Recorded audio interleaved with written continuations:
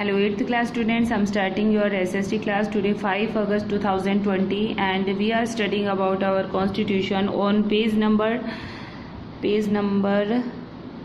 13 है ना 13 है। और today I will teach you about the separations of power, शक्तियों का बंटवारा। देखिए शक्तियाँ जो हैं, शक्तियाँ या हम इसे काम कह सकते हैं, काम का बंटवारा पूरे एक देश को एक शक्ति के ज़रिए या एक इंसान संभाल ले ऐसा पॉसिबल नहीं है। इसलिए जो पावर्स हैं उनका डिस्ट्रीब्यूशन कर दिया गया है, उनका सेपरेशन कर दिया गया है। तो according to the constitution there are 3 organs of government. हमारे संविधान के अनुसार हमारी जो गवर्नमेंट है उसके 3 ऑर्गन्स हैं। These are the legislature, the executive and judiciary. 7th class में भी आपने इसे पढ़ा होगा कि हमारी जो गवर्नमेंट है उसके 3 पार्ट होते हैं, लेजिस्लेचर, एग्जीक्यूटिव और जुडिशरी। तीनों के अपने अपने वर्क होते हैं, अपनी अपनी इनकी पावर्स होती हैं। The legislature refers to our elected representative, जिनको हम चुनाव के ज़रिए जिन लोगों को सरकार में भागीदारी के लिए चुनते हैं वो हमारे लेजिस्लेचर असेंबली के मेंबर होते हैं, या लेजिस्लेचर जो पार्ट है उसके मेंबर होते हैं। The executive is a smaller group of people who are responsible for implementing laws and running government.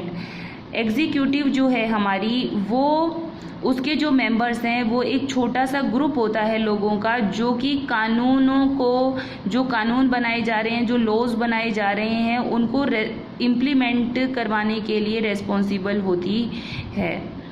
The judiciary of which you will read more in unit 3 of this book.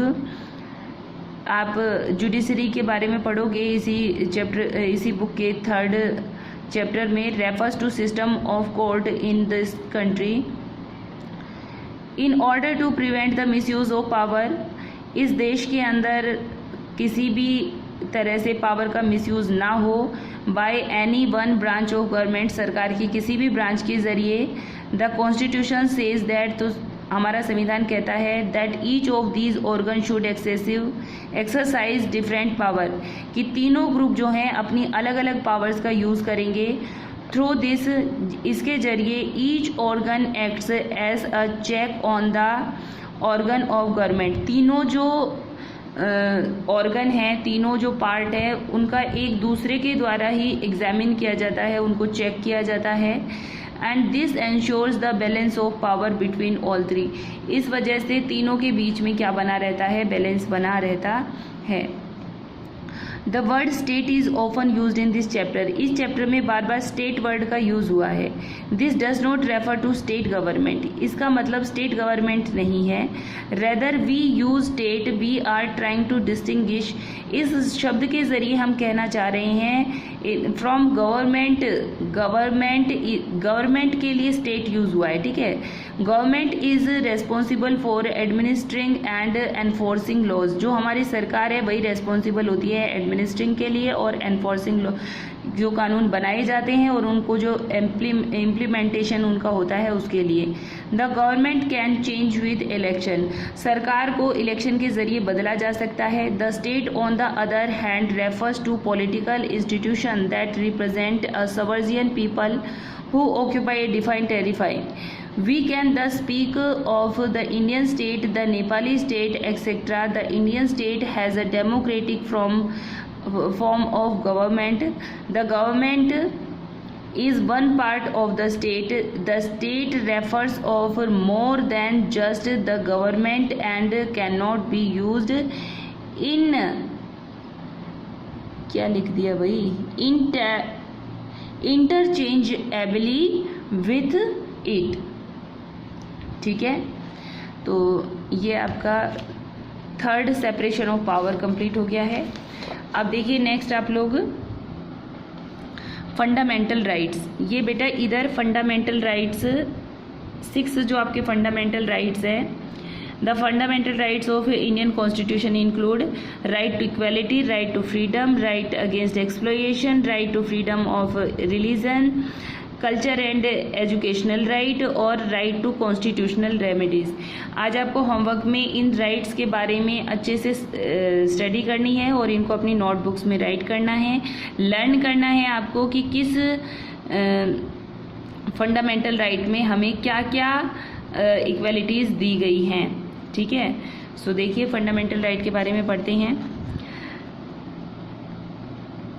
The section of fundamental rights has often been referred to as the conscience of the Indian Constitution.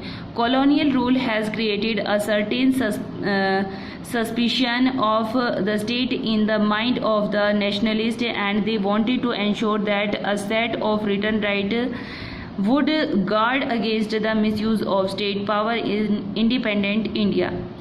Colonial rule से आज़ादी मिलने के बाद में भारत का जो संविधान बनाया गया उसके अंदर जो हमारे जो कॉन्स्टिट्यूशनल असेंबली के जो मेंबर थे उनकी यही एक सोच थी कि किसी भी तरह से भारत के जो लोग हैं उनको आज़ादी, ज़्यादा से ज़्यादा आज़ादी और समानता मिलनी चाहिए और किसी के भी जो अधिकार हैं उनका मिसयूज़ नहीं होना चाहिए। तो उसके लिए एक रिटन रिकॉर्ड बना दिया गया कि बाकायदा लिखा गया है कि ऐसा नहीं किया जाएगा। ठीक है ना, तो एक रिटन रिकॉर्ड बना दिए गए। Fundamental rights therefore protect citizen against the arbitrary and absolute exercise of power by the state. जो सरकार स्टेट यानी कि जो गवर्नमेंट है, अभी बताया आपको स्टेट मीन गवर्नमेंट अपनी शक्तियों का मिसयूज़ ना करे, इसके लिए हमें फंडामेंटल राइट्स मिले हुए हैं, या फिर हमारी जो अधिकार हैं उनका किसी भी तरह से कोई शोषण ना हो, इसके लिए कानून बनाए गए हैं। The constitution thus guarantees the rights of individuals against the state as well as against other individuals. जितने दूसरों के अधिकार इम्पोर्टेंट है इतने ही हमारे भी अधिकार इम्पोर्टेंट हैं, और जो हमारे अधिकार हैं उनकी गारंटी हमें हमारी जो सरकार है, हमारा जो संविधान है वो देता है। More over the various minority communities also expressed the need for the constitution to include rights that would protect their group।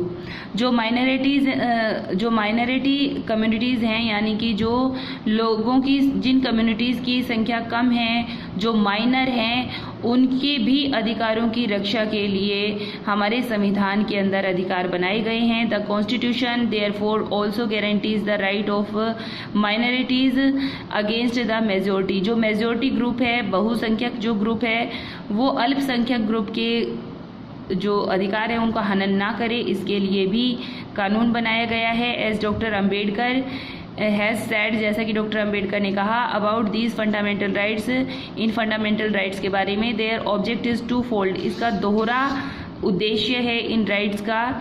The first objective is that every citizen must be in a position of claim those right, कि पहला तो है कि हर व्यक्ति को उसके अधिकार मिलने चाहिए, एंड सेकेंडली दूसरा क्या उद्देश्य है इसका कि these right must be binding upon every authority that has got the power to make laws, कि हर व्यक्ति दीज राइट्स, ये जो राइट है, मस्ट बी बाइंडिंग, बांधते हैं, अपॉन एवरी अथॉरिटी, हर एक अथॉरिटी को, that has got the power, जो पावर का रूप लेती है, टू मेक लॉ, कानून जो बनाए जाते हैं, यानी कि कानून सबके लिए समान है। अगर आप गलत करोगे तो आपको भी उसके लिए पनिशेबल आप होगे। समझाने के लिए ये जो दूसरा है कि ये समझाता है, जो सभी को जो ये अधिकार मिले हुए हैं, समझाते हैं कि हमारे पास भी वही अथॉरिटी है जो आपके पास में अथॉरिटी है। आप हमारे जो राइट्स हैं उनको आप किसी भी तरह से एक्सप्लॉइट नहीं कर सकते हो। ठीक है, तो आज जितना ही, कल इससे आगे मैं आपको स्टडी करवाऊंगी। तो आज आप होमवर्क में ये फंडामेंटल राइट्स के बारे में लिखेंगे और राइट करेंगे। So thank you, bye, have nice.